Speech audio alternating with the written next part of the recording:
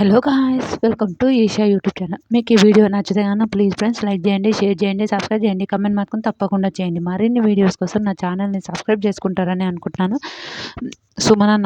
సుమనన్న వాళ్ళ వైఫ్ వస్తుంది లాస్య గారు. అబ్బా, వాళ్ళిద్దరు పేరు ఎంత బాగుందిరా బాబు, క్యూట్ అనిపించింది నిజంగా. అందరూ లాస్య గారు అంటే వాళ్ళు మాట్లాడుకుంటారు. 16 years నన్ను ఎలా భరించావే అని వాళ్ళిద్దరు మాట్లాడుకుంటారు ఫన్గా. సుమనన్న ఫుల్ ఏడుస్తారు, వాళ్ళ పిల్లలు రాలేరేంటి అట్లనే చాలా ఏడుస్తాడు పాపం.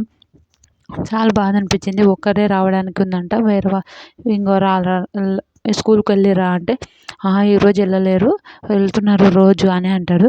తర్వాత అమ్మ హెల్త్ ఎలా ఉంది బాగుందా అని, 16 years నన్ను ఎలా భరించావి నువ్వు అని మాట్లాడుతుంటే అన్నకు బొబ్బట్లు అవి తీసుకొని వచ్చిండ్రు వాళ్ళు.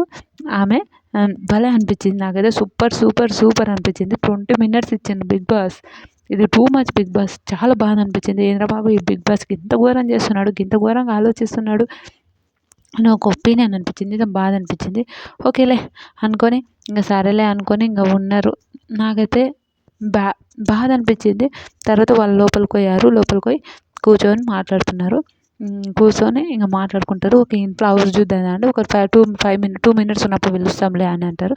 అయితే ఇంకా మాట్లాడుకుంటారు.